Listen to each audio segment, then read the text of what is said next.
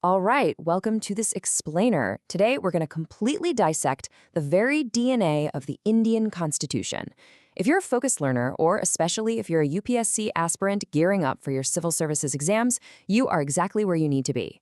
We're going to build out a high-yield, super structured summary of the preamble. Because here's the thing, this isn't just some standard introduction to a book. It's the philosophical key that unlocks the entire nation's system of governance. To really wrap our heads around this, let's look at how the eminent jurist N.A. Palkhivala described it. He called it the identity card of the Constitution. And honestly, that is just a brilliant metaphor. Think about your own ID card. At a single glance, it tells someone exactly who you are. Well, the preamble does exactly that for the Indian Republic. It tells you what the country stands for and what it's striving to achieve, giving us the ultimate summary of a massive, incredibly complex legal document. So here is our game plan for today. We'll be moving through 5 main areas. First, the Constitution's identity card. Second, the 4 ingredients of authority. Third, decoding the keywords. Fourth, the Supreme Court battles. And finally, amending the soul. Let's kick things right off with Part 1, the Constitution's identity card. You know, this document didn't just magically appear out of thin air. It actually grew directly out of Jawaharlal Nehru's historic Objectives Resolution. He brought this forward in the Constituent Assembly on December 13, 1946.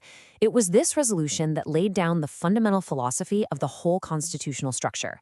The Assembly unanimously adopted it in early 1947, and a modified version of that very resolution ultimately became the preamble we study today. Now, here's a totally wild fact, and honestly, UPSC examiners absolutely love testing this. You'd logically think the introduction to a document is enacted first, right? Well, no. The Constituent Assembly actually voted to enact the preamble absolutely last. They passed it only after the rest of the massive Constitution was already finalized. And they did this very deliberately, just to ensure the preamble perfectly conformed with the monumental rulebook they had just created. Moving right along to Part 2, the 4 ingredients of authority. A really helpful way to look at the preamble is to view it less like a flowing poem and more like a very precise recipe made of 4 distinct ingredients. First up, it establishes the source of authority, which is literally the people of India themselves. Second, it defines the nature of the Indian state. Third, it outlines the grand objectives of the Constitution. And fourth, it clearly stamps the date of adoption, which is November 26, 1949. If you can remember these 4 ingredients, you essentially hold the structural blueprint of the entire preamble in your mind. All right, on to Part 3, decoding the keywords. Let's unpack the heavy hitters here. These 5 words define the literal nature of the state. Sovereign means India is a completely independent state, totally free to conduct its own affairs without any external boss. Socialist refers to democratic socialism. The goal is ending poverty and inequality through a mixed economy. Secular is actually a beautifully positive concept in the Indian context, meaning all religions have the exact same status and support from the state. Democratic implies popular sovereignty, where the people hold the ultimate power through a parliamentary system. And republic, that simply means the head of the state, the president, is always elected, rather than inheriting the job like a monarch. Next up, we have the 4 grand objectives we're trying to actually secure for citizens. We are striving for justice across the board, not just in the courtroom, but social and economic fairness too. We seek liberty, but remember, this is a qualified liberty. It's not an absolute license to just do whatever you want. Equality is all about stripping away special privileges and making sure everyone has adequate opportunities. And finally, fraternity. This is that absolutely crucial sense of brotherhood needed to hold a highly diverse nation together, ensuring both the dignity of the individual and the unity of the entire country. And if you're taking notes, which I highly recommend, you definitely want to jot this down. The framers drew some profound global inspiration for these terms. That rich, multi-layered ideal of justice was actually inspired by the 1917 Russian Revolution. Meanwhile, those stirring ideals of liberty, equality, and fraternity, those were borrowed directly from the 1789 French Revolution. So it's this really incredible synthesis of major global milestones completely adapted for the Indian context. Which brings us to Part 4, the Supreme Court battles. Over the decades, the Supreme Court had to heavily stress-test the preamble, and the burning question was this: is the preamble just a nice little preface, a philosophical foreword, or is it a legally integrated official part of the Constitution itself?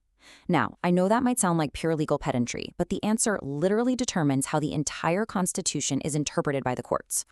And talk about a plot twist. Look at this ultimate judicial flip-flop.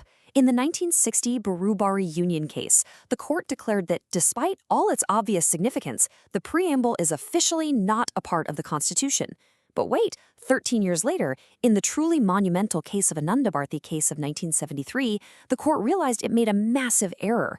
It completely rejected its earlier opinion and held that the preamble definitely is a part of the Constitution, stating it's of extreme importance for interpreting the grand vision of the framers. This legal stance was then firmly cemented in the 1995 LIC of India case, where the Supreme Court once again reaffirmed that the preamble is an integral part of the Constitution. But, and this is a massive but for your exams, you have to remember two crucial caveats. First, the preamble is not a source of power for the legislature, and it doesn't prohibit them from doing things either. Second, it is non-justiciable. That means you can't just walk into a court of law and demand the government enforce its provisions directly. Finally, we hit part 5, amending the soul. So, the big question. Can Parliament just alter the preamble using Article 368?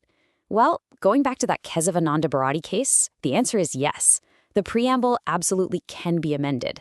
But there is a massive, unbreakable shield around it known as the Basic Structure Doctrine.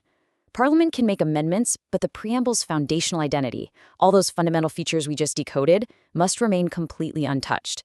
Basically, you cannot use an amendment to destroy the very essence of the Indian polity.